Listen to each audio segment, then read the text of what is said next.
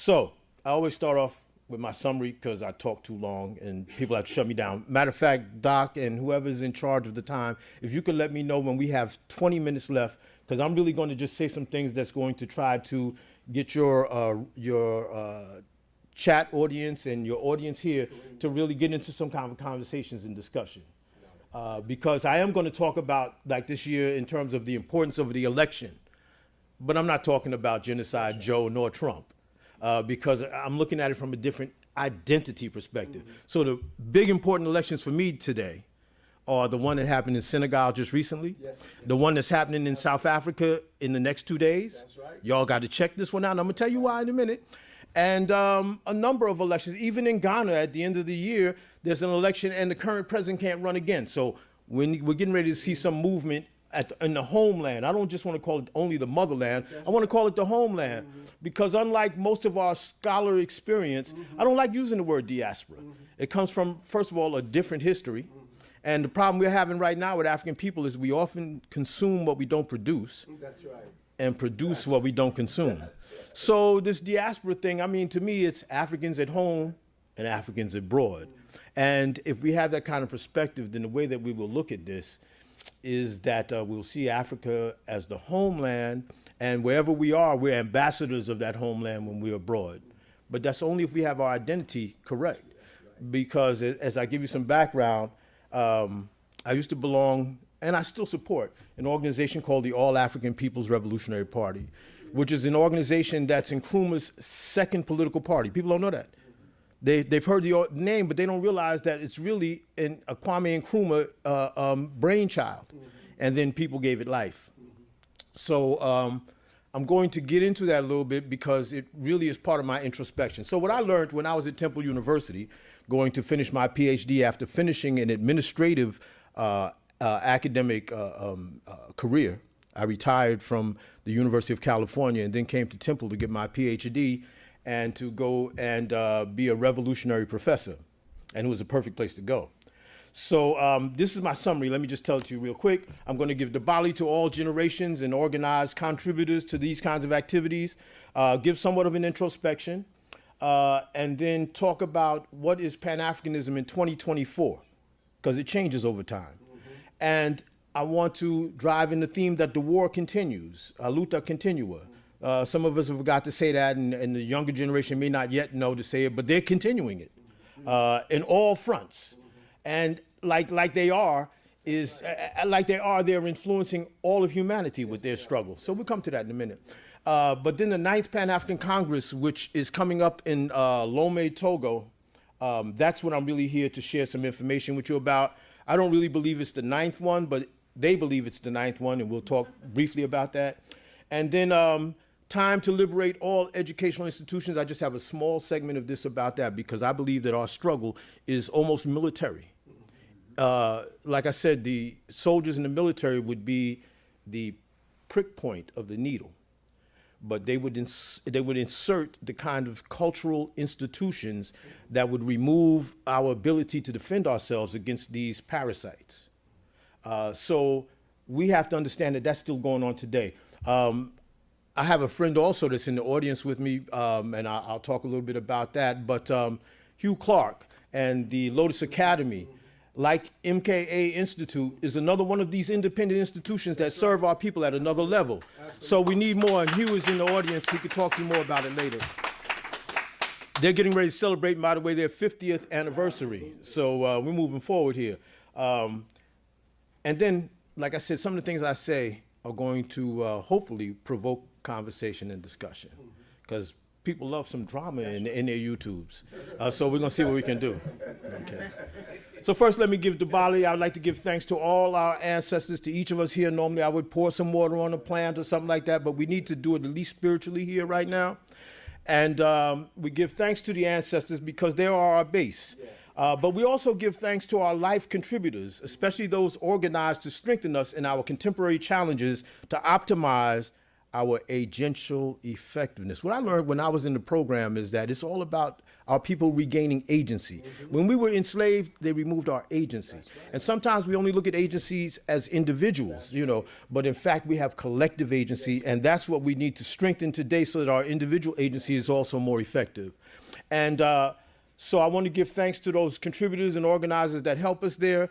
And I also think, because I'm a family man, thankfully to my family organization, as a family man, I understand that we try to build up the past so that we can look to the future and imagine the future and strengthen ourselves to take us there. Yeah. So I also want to thank those generations not yet born, because they are us in the future. That's right. Finally, I want to give thanks, that's why I said to our yet unborn. There's also something personal I wanted to do. I didn't put this up on the slide like this, but I don't think I could have achieved what I did were it not for my wife. Evelyn. I mean, yes, Evelyn Poe in the audience here. She helped me figure out how to change lanes from that administrative thing into the academic thing. And today she is a co-professor with me in the department I'm in. We'll talk about that in a second. Okay. Oh, by the way, I also meant to share with you that I'm a grandfather, a great-grandfather, and a father. I got like a town somewhere, but we're all over. So I'm trying to do my part both spiritually and biologically. And I have to say this because sometimes in my classes today, the education that you get, the curriculum you get, tries to encourage our youth to not have a family. That's right. Do for dolo, as they say up in New York. Get your own thing. Don't slow yourself down taking care of other people. Right. Sometimes when I try to get my students involved with movements, they say, hey, I called my mom yesterday, and she said, like, don't be worrying about those other people. You got to take care of yourself. I said, don't do what your mom said. Do what your mom does. That's right. Because your mom put herself second in order for you to move forward. Right. And I said, and the more people that are looking after you, the stronger you are. So the more people you look after, the more people that will look after you. And the stronger you will be. That's right. So again, father, grandfather, great-grandfather. I'm also an African ascendant. Let us take time to pause that concept. Because in academia, all we talk about is African descendants, which is a very passive term for your identity. Because you don't have no choice in where you descend from. That's right. Your choice comes once you become conscious that you exist in this world and you matter. Then you decide which way you're going. Because I was in the All African People's Revolutionary Party, we used to go around every campus and tell, if you're black, you're an African. Right. But then I began to see Colin Powell. That's right. And Condoleezza Rice. And it's these crazy turkeys out now trying to be Republicans, you know, but they're supposedly of African descent. And I understood it right there. I said, the problem is we having to say what direction you're going. Because it's one thing to talk about where you came from, but where are you going? Because if you're an African descendant, yet you're not an African ascendant, you may be one of our problems. That's right. Absolutely. You know, so how do we make sure you're not? That's the question we have to look at. So I'm an African ascendant. I was an African descendant only before, but now I'm an African ascendant, and my life is committed to raising Africa up. That's right. And that's why African descendant, by the way, I just published an article in the Journal of Pan-African Studies, as well as a book that's coming out of the University of Ghana. In this article, I introduced some new language because of my relationship with the Afrocentric knowledge that I gained from being at Temple. And what we did there is we dealt with this concept of location theory. Right. And you have to understand in war, it's also psychological. It's not really just military, but it's psychological. And if they can control all of your language and your language choices, they can also control what you see. And so that's why I'm saying there's some new terms in there that we need to start using when we're looking at ourselves. Like, for instance, they called our old organizations of human life inside of Africa tribes. Yeah, instead of communal nations. That's right. Yeah, these were nations that were organized on communal, some people say Ubuntu, different kinds of concepts, things that make us later on in the Pan-African movement even support socialism. But these are not totally revolutionary ideas for us. For some of us, these are evolutionary ideas because we was like that before. Matter of fact, I'm pretty sure that folks that were like Marx and everything were observing us when they started making some of their theories. Yeah, so we have to look at it that way. I was made aware of Pan-Africanism by way of a liberated curriculum at City College of New York originally in the 1970s by professors in the Black Studies major, at that time chaired by Dr. Leonard Jeffries. Now I have to take this side note just for a minute here, and this is going to, like I said, going to cause a little strife and struggle. So Dr. Leonard Jeffries has a couple of nephews that are very famous. That's right. One of them is Hakeem Sekou Jeffries, and the other one is Hassan Kwame Jeffries, who's a history professor. Now, anybody who comes up through that time of Pan-Africanism understands that somebody in that family knew of Kwame Nkrumah and Sekou Toure and their allegiance to build a union of African states. That's right. But today, again, this is identity argument. I heard Hassan Kwame speak recently on NPR, and he was talking about the rising racism, as Dr. Asante said. I said, okay, good, he's on track. But I also know that Hakeem Sekou Jeffries, well, let's leave it to question and answer time. But he seems to have chosen a different path. And it can happen. This is why I always encourage people to have as many children as you can. Because ain't no guarantee just because they got your DNA and blood that that's the direction they go in, you know. But yeah, so Leonard Jeffries was the chair at the time. And I really didn't want to go to college. I only went because I was trying to avoid the Vietnam War. But all of a sudden, there was a few scholars, Professor Huey, Professor Larac, and these others I'm talking about, that began to tweak my awareness that it wasn't just about being against, there's something to be for. And so there, at that school, in that time, in the 1970s, I took a class called Black Revolution. I took a class called the Harlem Community. I took a class on Fanon in the Third World. This is the 1970s. I didn't even expect to run into this kind of information, but that information led me for the rest of my lives, even brought me to Dr. Asante later. One particular person I want to mention, because he's still alive, is Professor Perezi Kwamenewere, who introduced me to the Handbook of Revolutionary Warfare by Osagyefo for Dr. Kwame Nkrumah, and I wasn't but 18, 19 years old.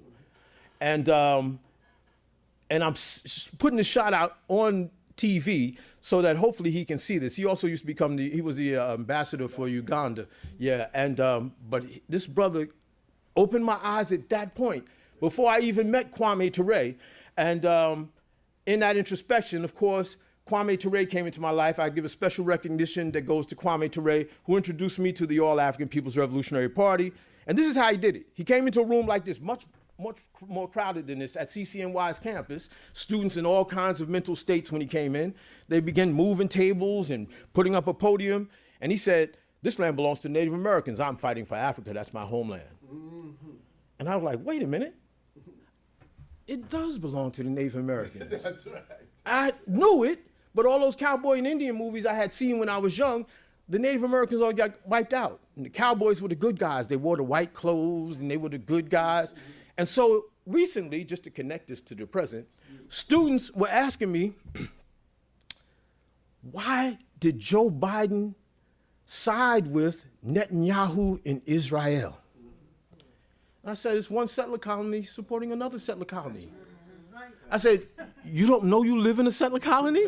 And all of a sudden, because you don't know where you are and who you are, you're shocked. But once you know who you are and where you are, you understand how these links work. Yeah, just what they did to the Native Americans, I thought they had disappeared, really.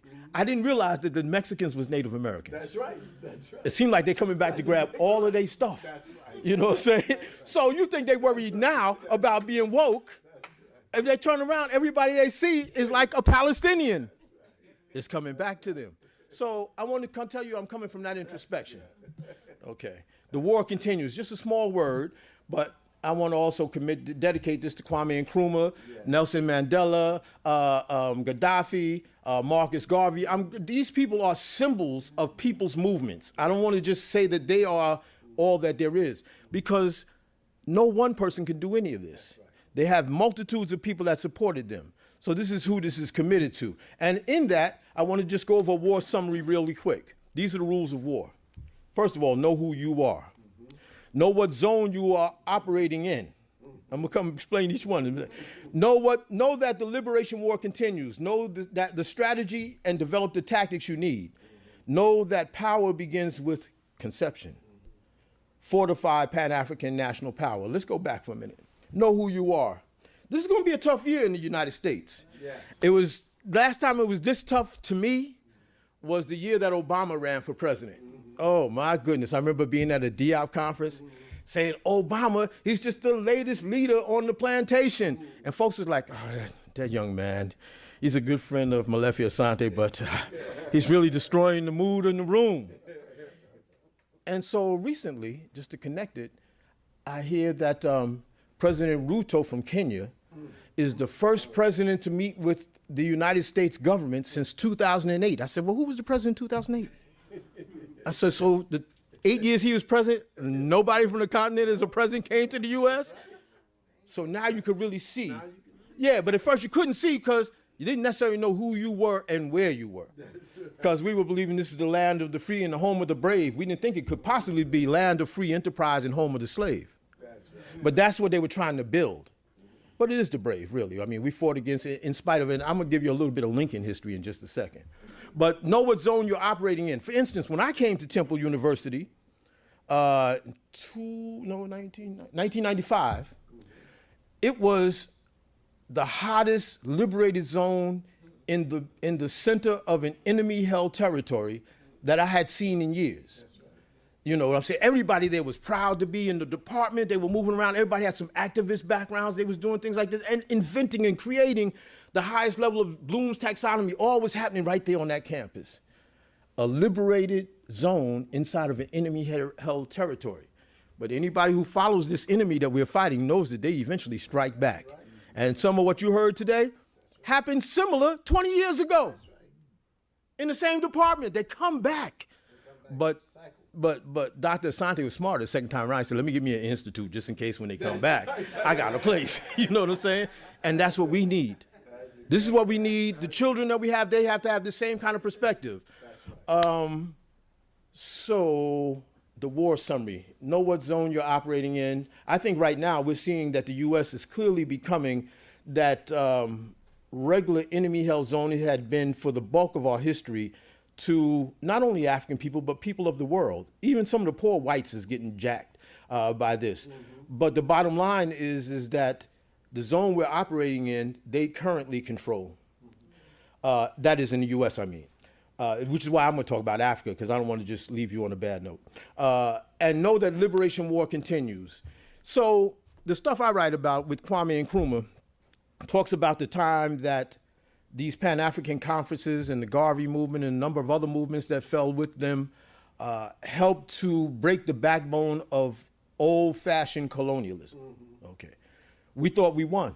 Really, we thought it was done. Those of us young folks, really not really that wise at the time, we said, all we got to do is make a revolution by the time we 25, maybe we done. But 26 came around, and we had to get a job, had to get, go to school, you had to do some other kinds of things. So we began to compromise like people compromise with life. But sometimes that compromise makes you forget what the battle was about. And that's why I gave you the story about Hakeem Jeffries. I told this to Doc about 2 weeks ago. I just couldn't believe when I had heard that he had voted on the side of Israel. He didn't want a ceasefire and all of these kinds until Hamas was destroyed. And I was just, because I love Dr. Leonard Jeffries, I had to call Doc and say, these his nephews?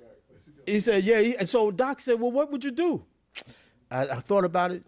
I said, well, I wouldn't do what he did because I follow his uncle. So I'd have been going a long time. I don't think Leonard Jeffries had a chance to get elected to anything inside the United States. Because if you know of his history, and you go back to Keene College, when Khalid Muhammad was alive, him and Khalid, they were talking about this book that was produced that said that there were some Jews involved in slave trade. After I left CCNY years later, I ran into Dr. Jeffries around this time I'm talking about, on a stage in New Jersey, and I was there with KRS-One because he and I had a presentation we were doing too. Those of you who know KRS-One, Boogie Down Productions, all of that. Some of the people online will know if you don't know. But so I hugged Dr. Jeffries on stage and recognized he had a bulletproof vest on because that's how he was living then. Because of the same situation right now. They outlawed certain words recently in order to keep that idea in your mind that Zionism is the way to go. But he wasn't even talking about Zionism all the time. He was just talking about the truth in history. A whole lot of people was involved in the enslavement process history. Some Africans, some African descendants, not African ascendants, but some African descendants were involved also. So it's important for us to know, and that's why I raised these questions of knowing the zone you're in, that the liberation war continues, know the strategy and develop tactics. The university and the education, what Dr. Asante and other professors did in that program there is that they created a system and a knowledge system as well as methodology and struggle to insert certified members in the academy. And this is almost like creating sleeper cells as far as the United States status quo is concerned. So this is why they're trying to put people asleep again, because all of these woke elements out there waking up the whole world. And I just want to say at this point, Doc, that in this war, it's been great to be one of the soldiers with you. That's all I want to say about that. Second thing I want to say is that power, like I said here, begins with conception. Yes. You first have to conceive and imagine yourself in being free and united in order to actually reach it. It's not even enough to just have a good job. It's not enough to have a bunch of degrees. And Doc can probably tell you, because he's amongst an audience of people that have multiple publications, not many as him, but a lot of publications, and some of them still can't see the forest for the trees, even though they put all of their research in, because they don't have the right words, they don't have the location theory, they're not yet understanding that they have the power to influence the life around them. So we're trying to fortify Pan-African nationalist power. But let me say this, there's no real magic in the nation. The difference is that most nations have armies and militaries. And for the way that we've been attacked and exploited, maybe we need that. In a minute, we're going to talk a little bit about the politics inside of Africa. So let me just move on quickly here. Presentation goals is, you know, you can read this yourself. What I suggest, if you're online, take a copy of the screen.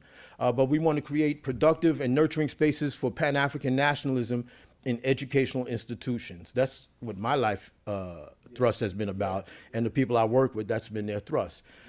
So we want places that have open support developing African agency at all levels, and celebrate Africanity and Pan-Africanism, true Pan-African Renaissance.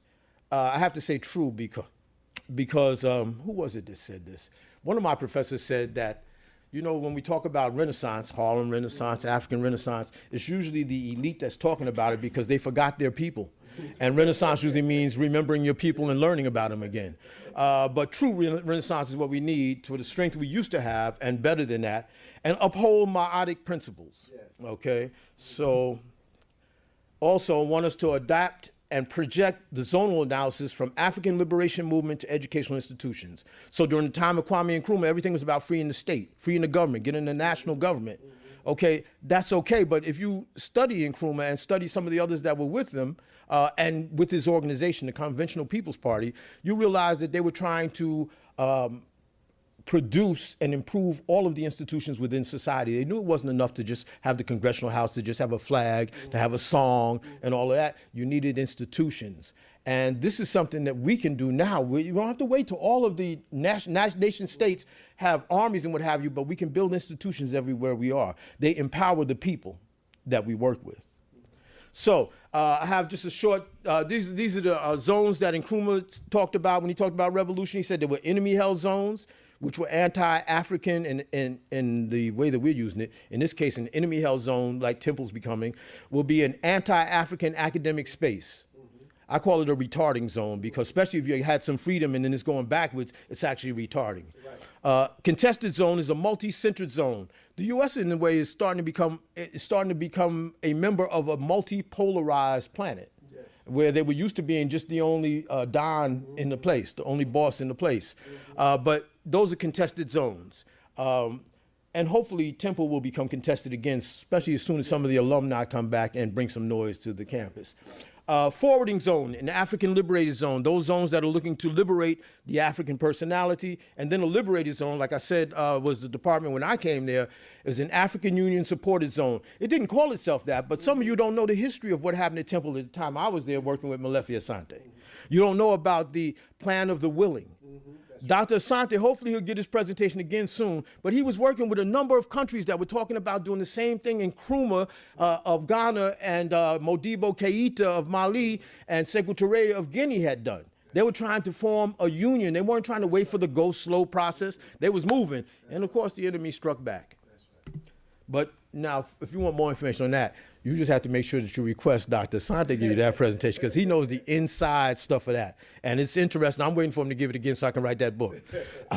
And here's, I just put up an image of Nkrumah and what he did for the institutions of government. He met with all of these different governments. He was the first president in Africa to get the other 7 independent states in Africa to come together for a meeting.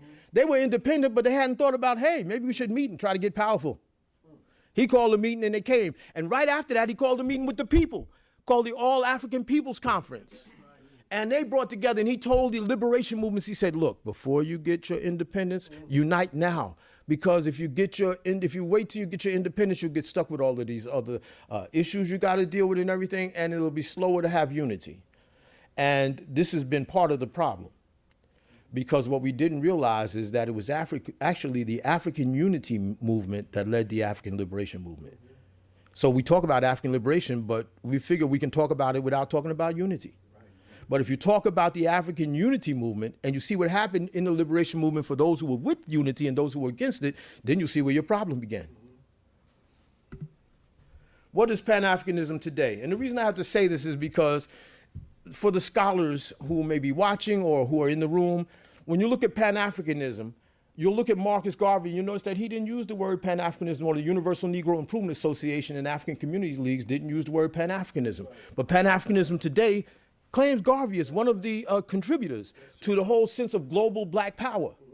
You know, Garvey was part of that. Black Star Line, Kwame Nkrumah, who wasn't alive, who never got a chance to meet Marcus Garvey, when he became the prime minister of Ghana, the first thing he did was change their shipping line into the Black Star Line and the airlines into Black Star Line. And here's a little secret many people don't know, because Nkrumah kept it quiet.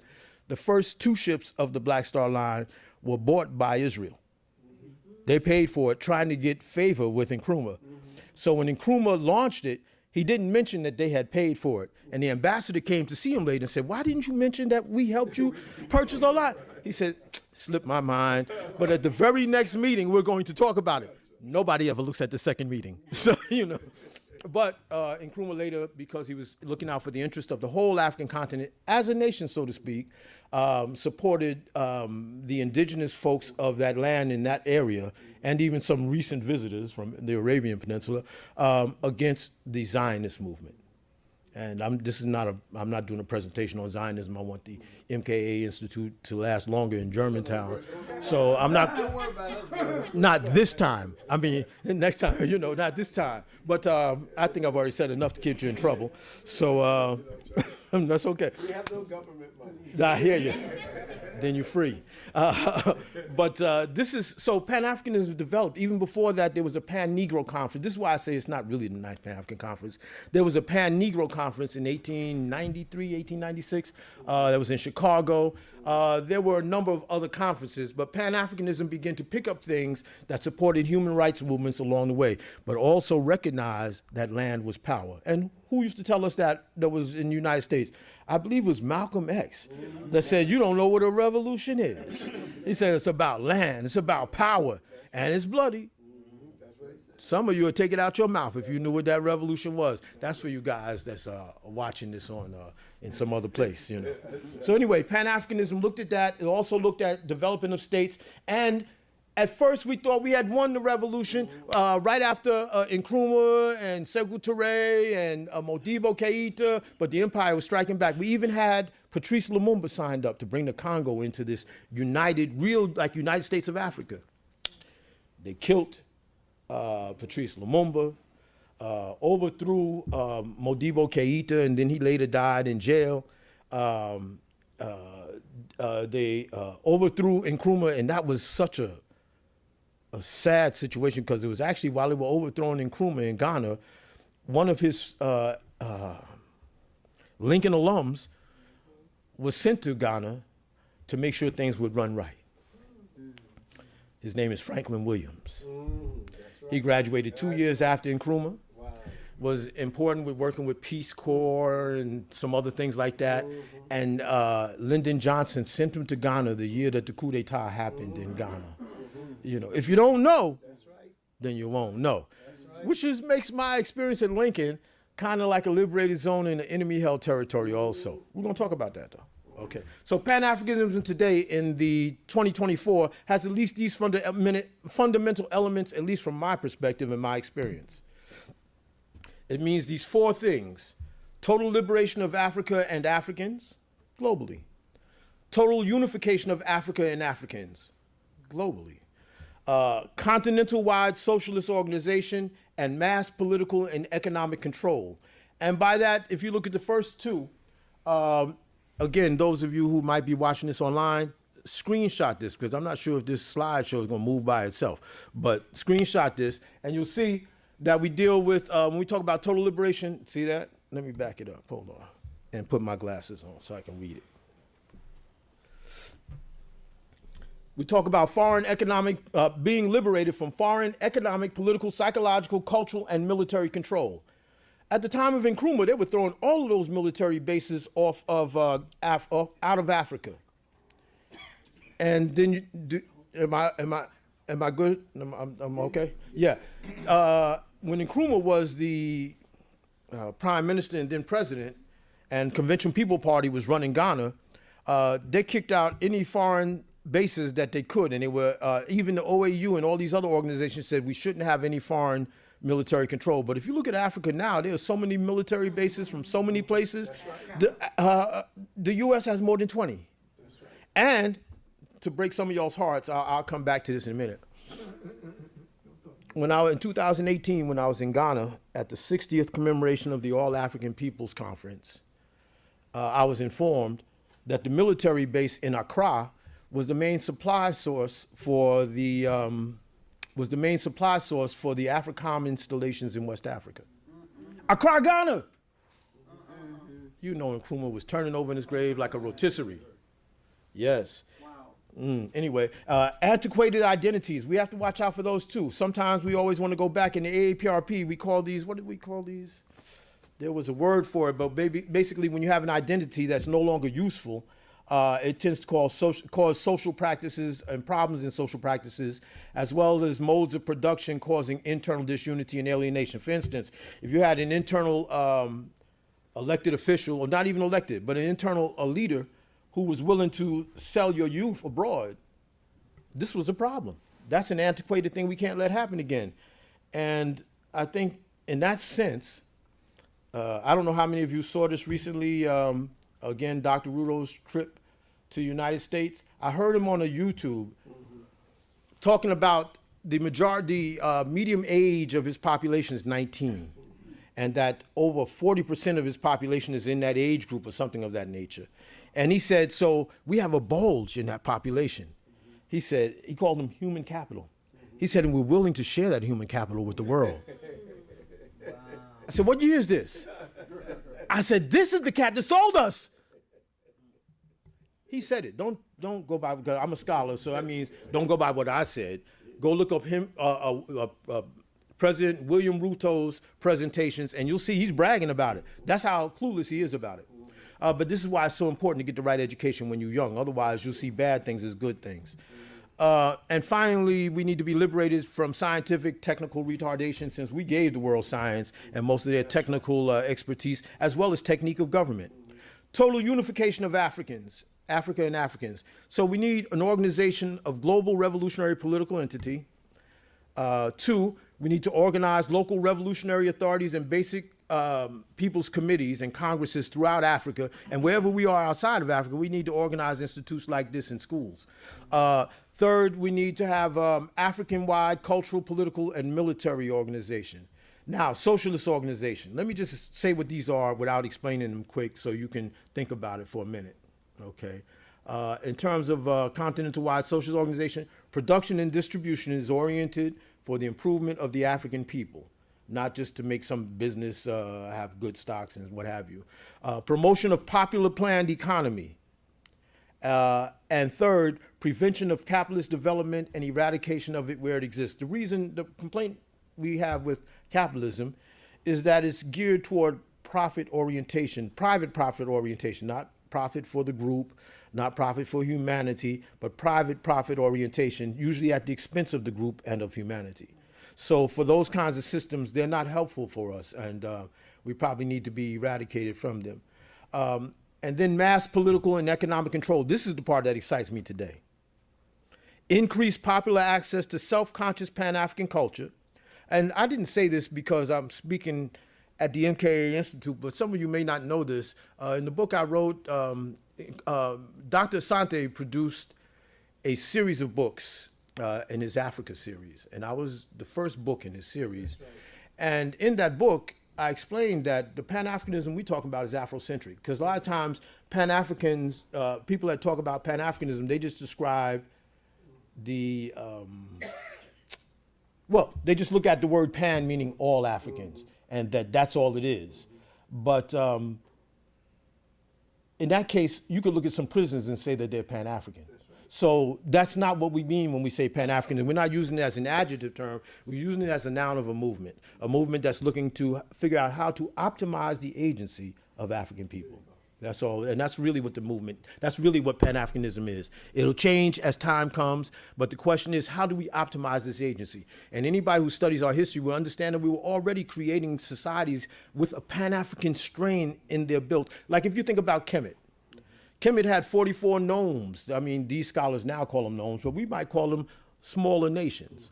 And they were united along the Nile so that this is even before colonialism and enslavement. We have to understand that this sense to unite in larger aggregates came so that our humans in Africa could survive the Nile flood and turn what used to be a problem into a great support system, turn it into highways and byways. And on the west side of Africa, we saw the rise of Ghana, Mali, and Songhai, all larger and larger aggregates of governance. We have the great Zimbabwe's.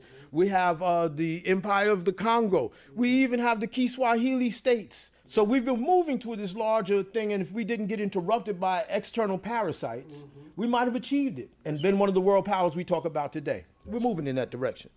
So this is the Pan-African framework we're dealing with. This is just one from my Nkrumah, how he talked about a cultural dynamism, because one thing you can't deny, Africa is diverse. Diversity, equity, and inclusion, we've been dealing with that forever. We've been dealing with diversity, equity, and inclusion forever. I just wanted to let you know, because this other stuff they talking about, that was just for them to get a breath so they could come back and oppress us. So they came up with DEI so they can get their lawyers to back off for a minute. But now I said, we got this under wrap? Yeah. Okay, get rid of that, all of that stuff. Let's put white supremacy back in power for private profit. Okay, so the African cultural dynamic, we need to be aware of this. Nkrumah's sort of positive synthesis of the African cultural experience, but traditional Africa provided the ethical and ontological base. So that means that the value systems of Kemet, of Ubuntu and all of that, these provide the base as well as some of the technical things that we discovered in our making culture at home. He also suggested that we look at class struggle in Africa, because he said there's workers and there's peasants. Today we call them urban dweller workers and agricultural workers. But he said that the job of the intelligentsia was a special job. The job of the intelligentsia, which includes intellectual serving and professionals that serve as intelligentsia. Let me back up and just put a little sidebar on this. So in 2014, we had a conference at Lincoln called the 4th Kwame Nkrumah International Conference, and it was about reinvigorating the Pan-African intelligentsia. I remember Dr. Asante was interviewed when he said, well, I don't know if I deal with intelligentsia, and I understood why he said that, because it usually comes from the whole elitist notion that comes from Marxist kind of language and what have you. But if I said scholars, I think he probably would have went along with scholars. But scholars, and whether they're the young ones who are students or the ones who are professors or professional people, they're the ones who make the spark of the revolution. They're not the whole powder keg. The powder keg is the people, the masses. But even as strong as that powder keg is, if there's no spark, there's no explosion. So what the enemy, imperialist forces, do is they try to arrest our intelligentsia or our professional intellectuals and what have you, so that they become apologists for the system of exploitation and oppression. What's Dr. Jeffries' son and nephew? Anyway, I'll leave him alone. But anyway, begin thinking about that. Yes, Hakeem, Sekou, yes, Jeffries. Brother Jeffries, there's room for you at home. Come back to us. We need somebody with your expertise and connections to help make, because I know you're trying to do the right thing, but what happens is in our struggle to gain citizen rights for wherever we live, you end up having to make compromises. But sooner or later, they will send you back home, ask Kwame Kilpatrick. They will eventually send you back home. And when you come back, we'll be here waiting for you, but you're going to have work to do. Anyway, our job as revolutionary intellectuals is to support the people's class. And now what I'm seeing in Africa right now is some serious people's class thing. I have one more slide like this, and I'm gonna tell you that before I go to the 9th Pan-African Conference. The role of the African intelligentsia. Pay attention to this. Minimal assumptions. The Pan-African intelligentsia is merely the spark of the Pan-African revolution. Capitalism is antithetical to African unity, and African liberation requires African unity, which kind of there tells you that capitalism is kind of antithetical to us being free. I know some people say it's not because of entrepreneurialism and this, that, and the other. Entrepreneurial spirit is not a bad spirit. It's when private profit becomes more important than the interests of the people that whole capitalist system becomes corrupt.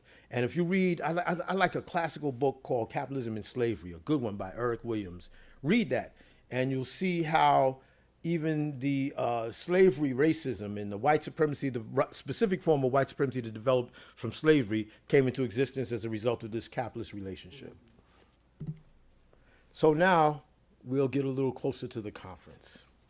So around the turn of the 20th century, there were a number of Africans that came together. Actually, before this, they came together and they had what was called a conference. Sylvester Williams was part of it, and Blyden was part of it. And from there, they moved and they had a series of conferences. I don't really want to talk that much about the conferences because I'm more of a Garveyite than the conference people. But it was important because it helped to bring an international scope and a serious level of study of the problems that were affecting African people globally. And it, from its outset, was anti-racist.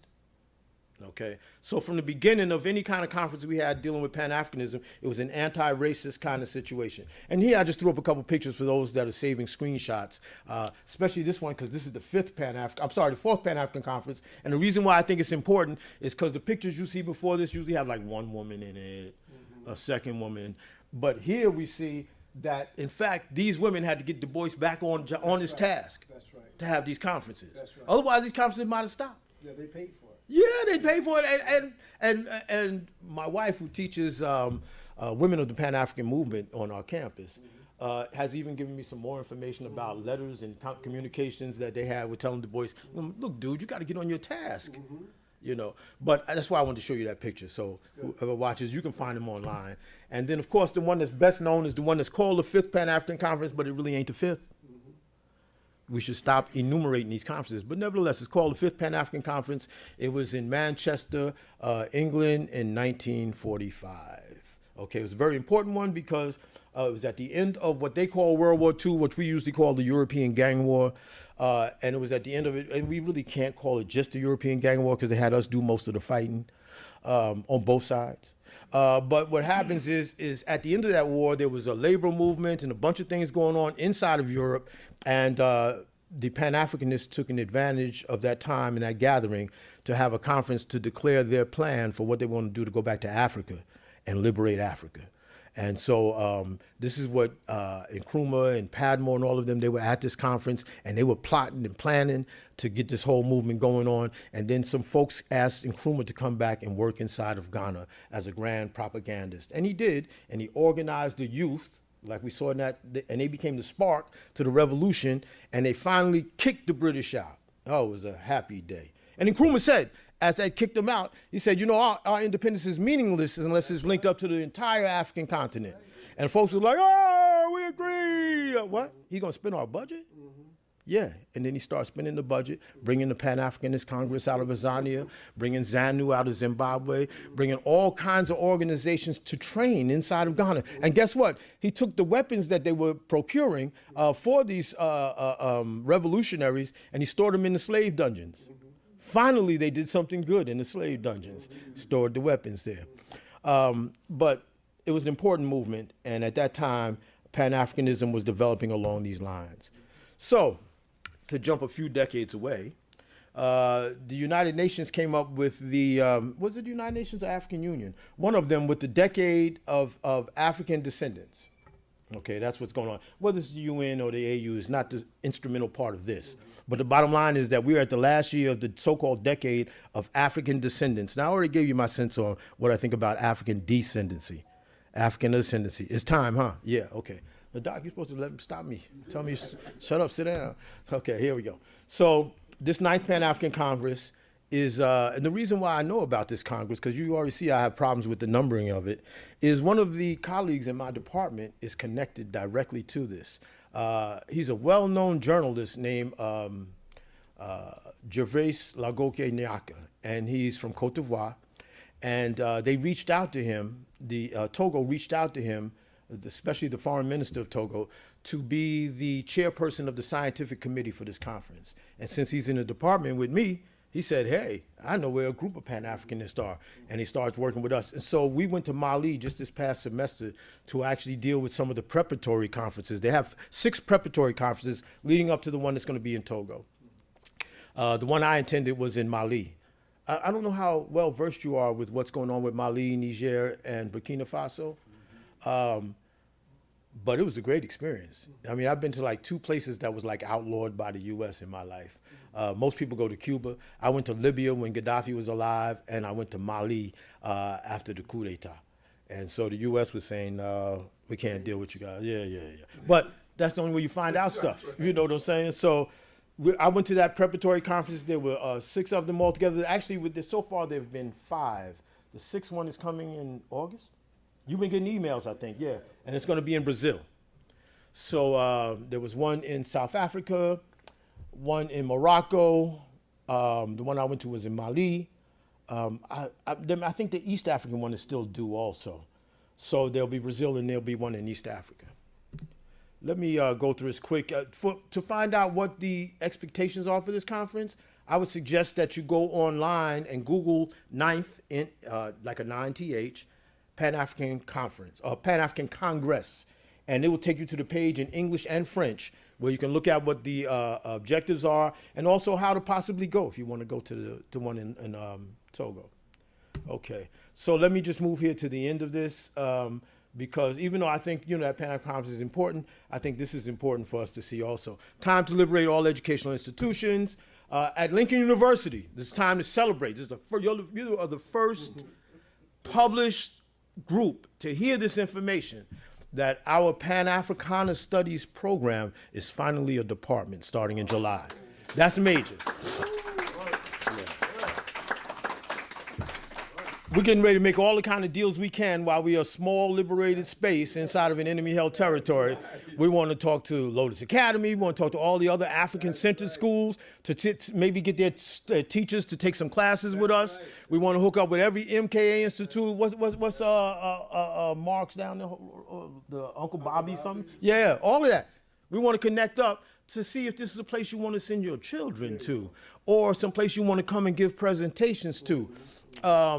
We're doing this, and to give you a quick run back about this, Black Studies as a program has been at Lincoln twice and disappeared twice. It came in 1970 and stayed to 1979, then came in 2006. 1998 and ended in 2006.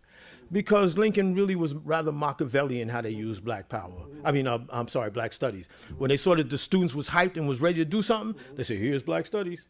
When the students stopped being hyped, they said, we don't need Black Studies. And the same thing happened. So this time, 5 years after it had left in 2006, we decided to, instead of just keep saying Black Studies and they just keep bringing it and throwing it away, that we would name it something that was connected to the Pan-African movement, because Kwame Nkrumah graduated from Lincoln University and Nnamdi Azikiwe graduated from Lincoln University and Sarah Ngungwe, who was the first woman prime minister of Namibia, graduated from Lincoln University. We said, let's take that road, because anytime we take this other road, they just wipe it out as soon as they can. So it took a long struggle, and this year we are starting that way. There's a dynamic curriculum, which I will share maybe in a second presentation in the future, to talk about classes, because we want the world to know what classes we're offering, because we want every other program to offer them. Like, we don't know how many other institutions have women of the Pan-African movement. We don't know what other institutions have classes that are called the History of Pan-Africanism, Part 1 and then Part 2. We don't know what other institutions have technology and Pan-African communities. We don't know of undergraduate institutions that are offering those kinds of things. And we want to build, by the way, a graduate connection. But we could talk about that. The more you try to offside some things at Temple, talk to us. We have a campus at 3020 in Philly, by the way. We'll talk. Yeah, so Pan-African, the core faculty, I'm just going to run through so you can see a picture of who they are real quick.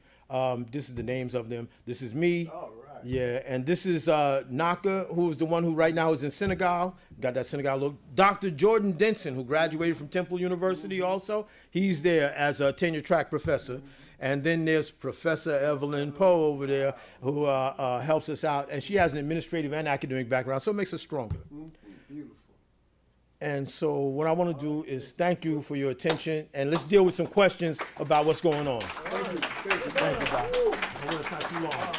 Okay? You want to get the mic? Yeah, get the mic. All right. All right, okay, let's give him another applause, please. Okay. All right, Doctor, you first one. All right, Doctor. Outstanding, brother. We really appreciate you sharing with us today. Where do you see Africa in the next 20 years? Okay. Maybe I should get a couple questions at once. Should I do it like that? I don't know how you do it, but I can answer that one, what I think, but I'll get a couple more questions. Thank you for your wonderful presentation. Thank you. I'm a fan. It's my buddy. I want to know, is the Pan-African Conference being supported by the United Nations, and if it is part of the decade for African people? 20 years, okay. I think you have anything else? Let's do these three first. Okay, let's deal with those three first. I'll make them short answers. Yeah. Thank you so much for your wonderful presentation. Thank you. My question is to what you spoke just now about the technological side of Pan-Africanism. I'm very concerned about that because somehow it's like we have not been able to achieve that independence as a people. I mean, technologically. Mm-hmm. And they say, he who names you owns you. Mm-hmm. So the way the West sees us technologically, it makes them feel that without them, we are nothing. Mm-hmm. So my question is, how can we achieve that technological independence? Okay, so let me try to start with all three, and then I'll go to the next group. Okay, 20 years from now, to summarize, to make it short, I think we'll still pretty much be involved in an African-wide skirmish, so to speak, because of what I see happening this year. I see right now that the Western model of democracy is not being accepted totally everywhere in Africa because it hasn't delivered the same fruits, because out of one hand you hear the Western model of democracy, on the other hand you see NATO invading Libya and thereby pushing those forces that destroyed Libya into the Sahel states. And I think those Sahel states, right, like just yesterday they announced that Traore's got, Ibrahim Traore, Captain Traore, the head of the transition inside of Burkina Faso, has just been given 5 years to be extended as a president. General Goita in Mali also has been extended, and it's just a minute before Niger is extended. And the reason why they're getting this kind of extension and why I see this growth of war is because the regions of ECOWAS and some of these other regions have gotten a political class that has compromised so much with European capitalism and imperialism that the masses are beginning to see them as the European capitalists and imperialists in blackface. So I see a growing war happening because I don't see the empire quitting as quickly. As soon as they quit, we'll have more peace. But I see them getting ready to ramp up, try to get more bases, and to actually maybe engage in the continent in some kind of interscene warfare. Of course, those of us who don't understand that Africa is fighting for its agency will think that, oh, this is just the rest of the world trying to fight their wars inside of Africa. No, they'll be taking advantage of the different sides we have in Africa. But in finality, the agency belongs to us. So I see in 20 years, I think we'll be moving closer to freedom. But in reality, we could never really get rid of colonialism peacefully. It wouldn't happen. It didn't come peacefully. Just like enslavement didn't end peacefully, it had to be some wars involved. So I think in 20 years, this may be what we see. It's not what I want to see, but I'm just giving you the harder side of it. The happier side is that we'll start winning these elections, the new generation will come up, and we will finally be moving toward freedom in another way. I see that also as part of the end, but I want you to know it may be some pain before we get there. To the second question, I don't see United Nations paying it. From all my experience, it's been Togo that's been footing the bill. And I think they have reasons, because if you just look recently, Togo changed its whole election process and constitution where the people don't vote anymore. Now it's just the parliament that votes. Wow. Yeah. So, but we're not trying to blast them on that because we need to have this conference first. After that, we'll see what happens. You know, hopefully, you know, they'll go along with it and it'll be a good idea. I don't know. But that's connected also to the next question of technological advance and what do I see with that? When I say technological advances, technology and Pan-African communities, I'm saying Pan-African communities really for any majority black community in the world. But like you take Detroit where it couldn't get water because of the piping system, and other places that are having these other problems, local communities are coming up with some solutions, and then sometimes greater forces are helping in those areas. But what happens is our people are not aware of what victories we have. And like Martin Luther King said, we need some victories. We can't just keep losing everything. So I'm hoping that answers it. You probably will come up with a follow-up, but I'll be ready for that. In other words, I'm not following just the STEM model of get a good job, get science, and so you can have a good job. No, I'm talking about something that communities are doing so that they can be more powerful and successful. Yes, sir. My question to you, because you woke me up, because when you talked about the curriculum at Lincoln University, I was there. Word. It started off that they wanted black studies, but because of the lesson from Maulana Karenga, they said African studies. Lincoln was the only school that I ever been to, in terms of a college or herd. They had a black population, and they had a student government and an Afro-American Student Association. And I was part of the African American Student Association. What year? I came in 1969. Word. But the thing is, with the curriculum that you're talking about now, going to Lincoln, and I know when I was there, Lincoln had become a state-related institute. Yeah, it is. And I see how the curriculum just changed. What would happen trying to institute a Pan-African Studies department there with that niche from the state? Because I see what's happening in Cheney. I got you. Good one. Yeah. State relations. Yes. My question is related to you bringing Kemet into the dialogue, and the idea that there existed a nation state that understood African needs. The idea of it being a model for the future that came out of the past. What would be the process in terms, I think, educationally for these African governments who are Europeanized to actually recognize the African roots of that, origin of sustainability, if you like? How do you see that in your... Okay. So shall I go to those two? Yeah, those. Okay. There's one here. Okay, well, let me just try to remember so far. All right. We're talking about state relation and how that affects the curriculum. How do we get these current African governments to recognize African past, the real African past, and especially so they'll stop being anti-Kemetic. Sure. You know, they say we're anti-Semitic, they're really anti-Kemetic. We'll deal with that. Yes. Okay, thanks for the presentation. Yes, sir. I have a question. I hear a lot of folks talk against... So he's the guy. Okay.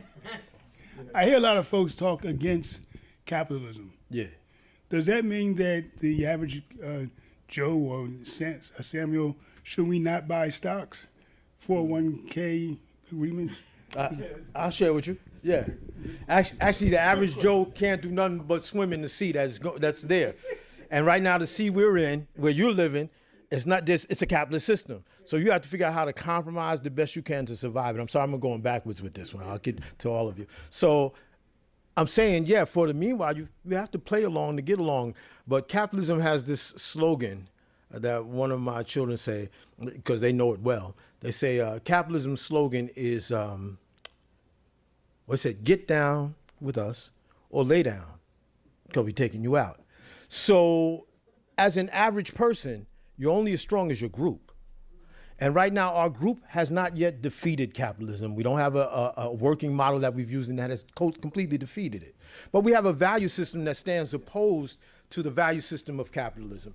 And the more we learn that value system, the more we can make an informed decision. So that's what we try to do in our curriculum, which I'm going to get to about from the state in just a minute. That's what we can do with our curriculum. So I'm not telling you to not pay for your 401k, because the U.S. ain't taking care of you. So do what you can to keep moving along. I suggest some family orientation. If you've got good family, though, you might make something out. And then remember, this ain't the only country in the world. You know, if you can save up enough money, you can live pretty good in some other places. But nevertheless, still, the system of capitalism will challenge you wherever you are in the world. It's not like it's just in the U.S. It's a worldwide system, you know, and which is going to take me to the next two questions. But I'm saying, in the meanwhile, keep paying your 401k. And in the meanwhile, it kind of takes me to the question of Kemet, and then I'll come to state related. So my friend, Dr. Nyaka, who's the chair of the scientific committee, I think when we took Nyaka to Egypt, was his first time or second time? I think it was his first time, yeah. We took him on what we call the Older Testament tour. We said, some of you read the New Testament, most don't read anything. Some of you read the Old Testament, but let's show you where the Older Testament is. We took them to where the priesthood of the Amen was, to let them know that when they, at the end of their prayers, who they praying to. So we took them there, and we also embedded in our curriculum is a course called Nile Valley Civilizations, where we teach beginning level Medu Neter, which, by the way, they used to teach the kids at Lotus Academy. I don't know if they still do that. They still, yeah. Kids can learn this stuff, what they call hieroglyphs, but we call God's words or different kinds of language of the Kemet, Sikhem, yeah. And so he went with us, and he was impressed, and he's using his connections to move through the ranks of this 9th Pan-African Conference to see if we can get to the education administrators. But the other thing I should tell you is this one may be less hard to fight, even though Francophone cultural attack is so strong. It may be less hard to fight than the Anglophone movement because of Cheikh Anta Diop. Yeah, because Diop is the new political group that came to power. Their organization is called PASTEF. Their president is Faye, and their prime minister is Ousmane Sonko.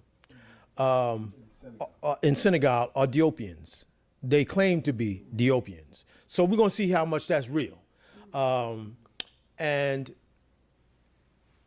if you watch some of the YouTube channels that are out there, you're beginning to hear from Ibrahim Traore these ideas that Pan-Africanists have talked about. He's even quoting their names and everything. I'm surprised at this young person. But then again, I'm so happy that it's happening in the land of upright persons, where Thomas Sankara used to be the leader of.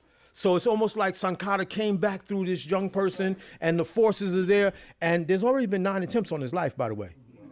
Yeah, already been 9 attempts. But the people, every time they hear there's an attempt, they come out and surround all of the places where he's at, saying, no, I don't think you want to do that.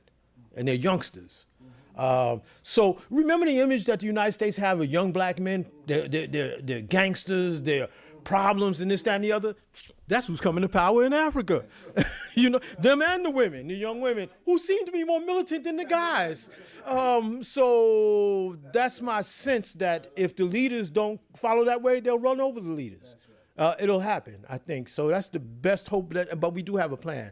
And hopefully I'm working with other folks that's going to help this plan work. I'm talking about right here. Yeah.